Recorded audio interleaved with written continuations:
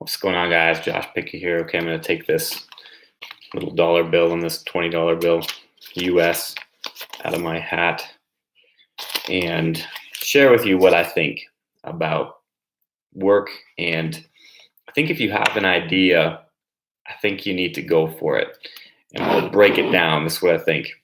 I think a few things. I think number one, I think generally people are very, very lazy. And I've noticed that in our culture. Now, I'm 37 right now. I was a youth pastor essentially since I got saved. A couple days ago, I shared my testimony, how I met Jesus. And pretty much from that day, I was mentoring young people, bringing them to church all throughout my 20s. I started a church, like a full-blown ministry, when I was 22, and really noticed that so many young people and working really a lot with young men, totally lazy, totally fearful. And part of it's just a really fatherless generation, but part of it's just the culture. And that it's tough to get people motivated. I think another big part of it is we live in Canada anyway. We live in a very kind of quasi socialist country where there's just so many handouts. And so, all you have to do is, as a young person, I know people who've just, smoked weed from the age of, 9, 10, 11, 12, and really fried their brains. And so now they've been diagnosed with, ADHD or schizophrenia or something like that, just because they've really just, messed up their brains. And it's not like they can't work, but because of the diagnosis, they've been labeled. And so they're surviving on ODSP or wealth. It's welfare. And there's just a welfare mentality. I remember, we've done a lot of healing ministry we've seen thousands and thousands of people physically healed. At one time, I ran up to a woman in a wheelchair and I said, "Hey, I'd love to pray for you for healing. We've seen lots of healings in our ministry." She said, No, I don't want to be healed. And I'm like, "What? What do you mean you don't want to be healed?" She said, "Well, I'll lose my benefits."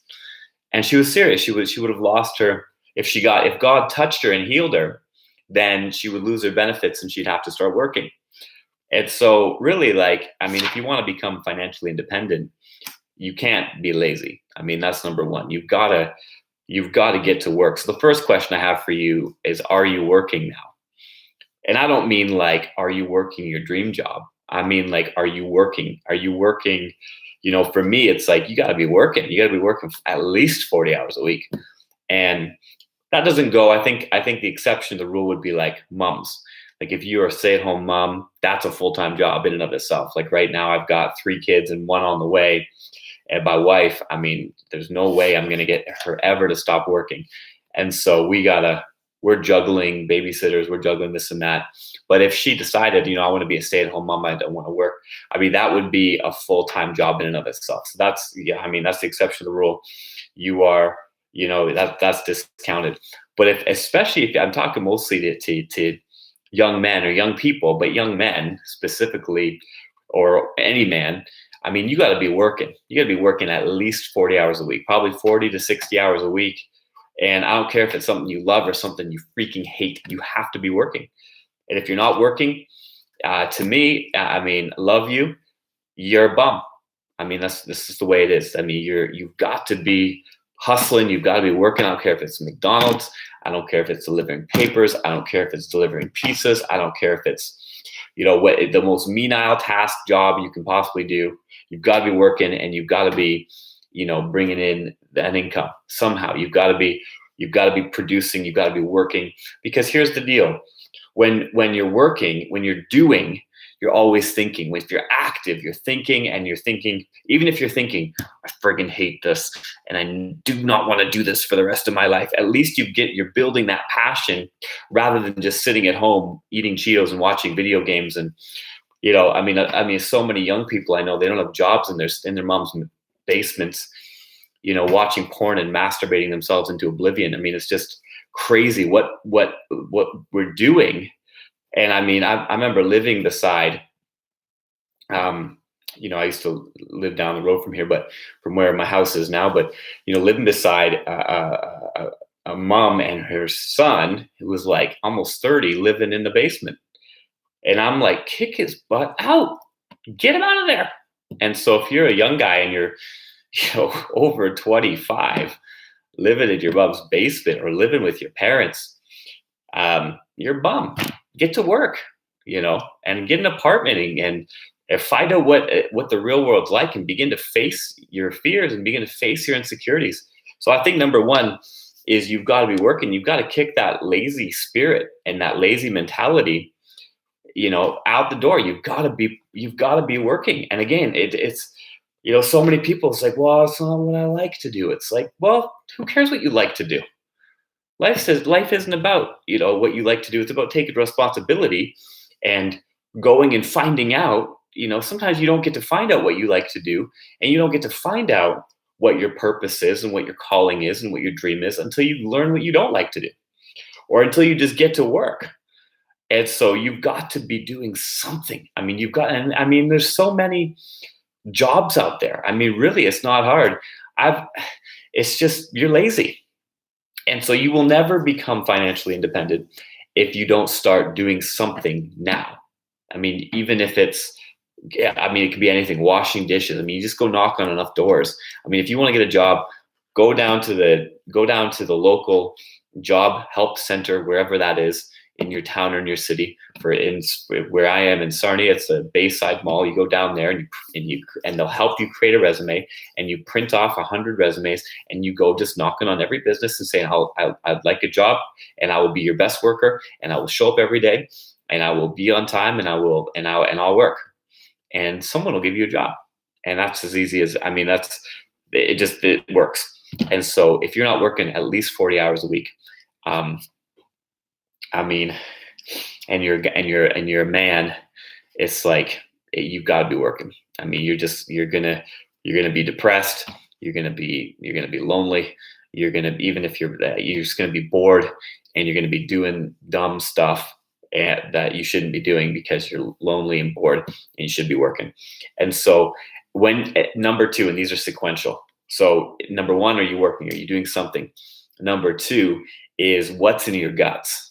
And so here's what I think. Like for me, when I was pastoring from age 22 to when I got married, age 30, and then I realized a couple things. I realized, number one, it's very hard to raise a family on, my pastor's salary was just about $500 a week. And so I was struggling, like, okay, do I get a part-time job? What do I do here? I've got to make more money.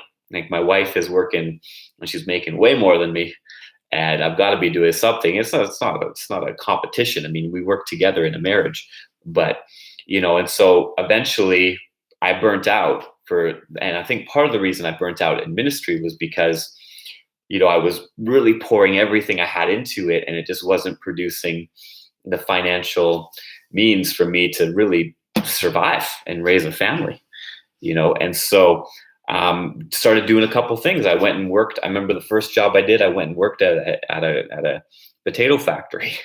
And I remember I got there and because my pastor mentor had told me, like, you got to go do something normal for a season. Just go to get to work. And so I did.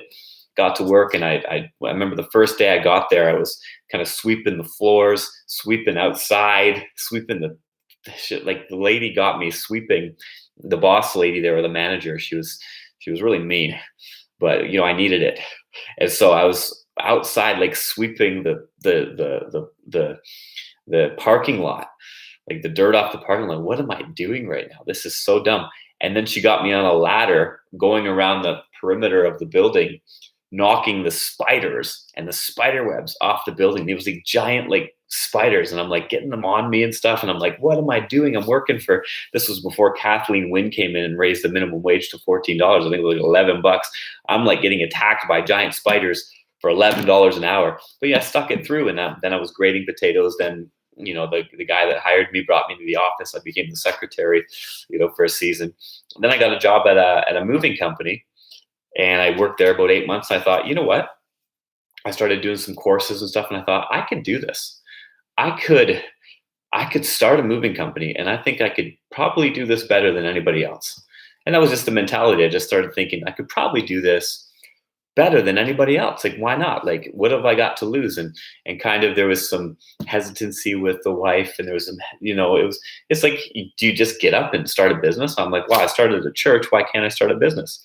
So I did, and within about, it's 5.5 years later, it's taken off like crazy, and it's just been awesome.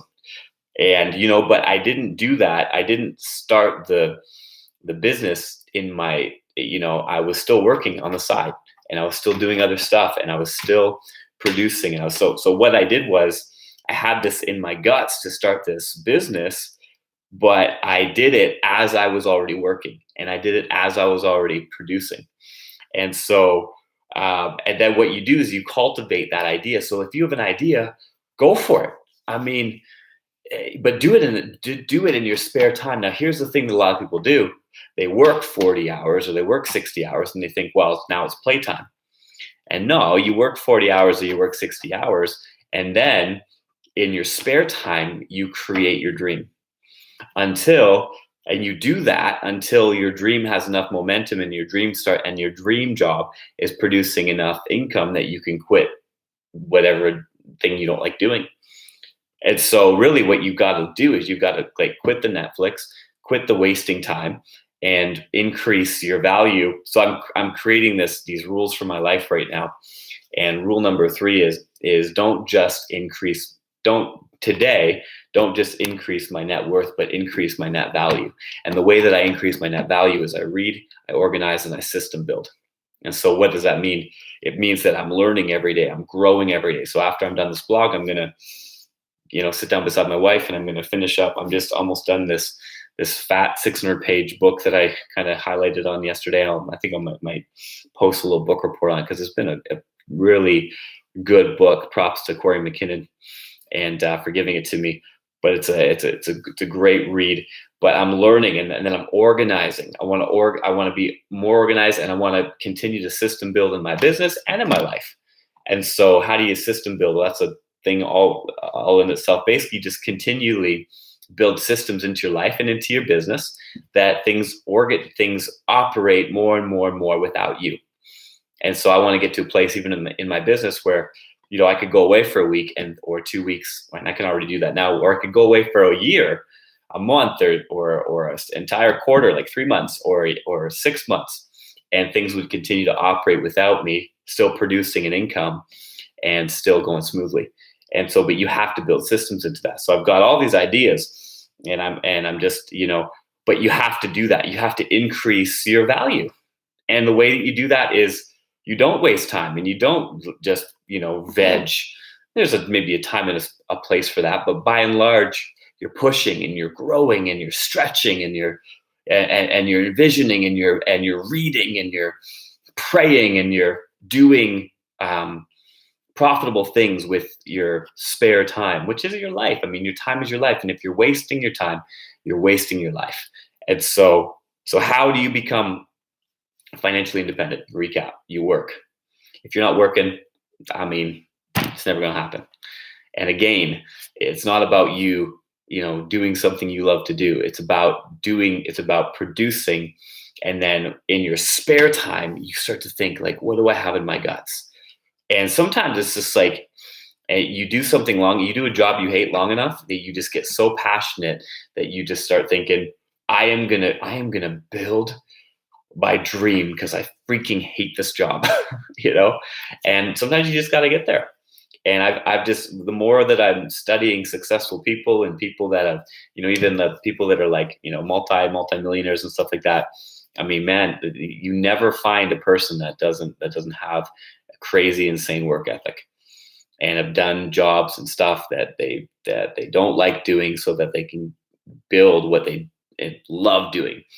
And, when you build something that when you get up in the morning, it's not even like work. It's just, you love it. It's like your dream job, but you don't necessarily just enter into that. I've never seen anyone just, that's obvious. That comes through self-discovery and through reading and through praying and getting to know yourself. And you don't get to know yourself when you're eating Cheetos and watching Netflix. You just don't.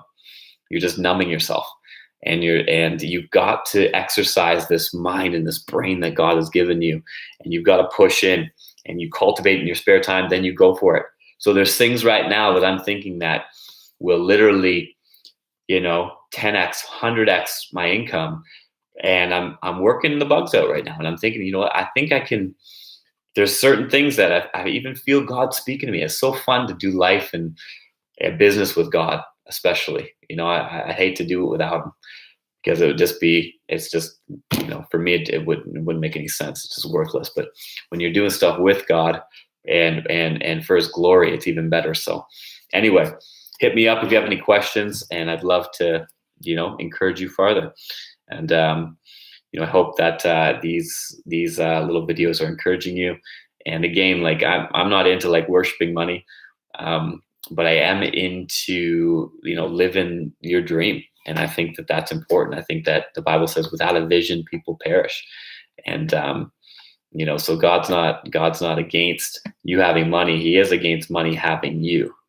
And so for me, it's like one of the things I want to do is, build orphanages all over the world. One of the things I want to do is definitely build churches. And one of the things I want to do is empower young people and entrepreneurs and people who just have something in their guts. But baby, you got to get to work. So go for it, get to work, and then find out what your dream is, build that in your spare time, and then begin to incrementally go for it and see if you can monetize your dream.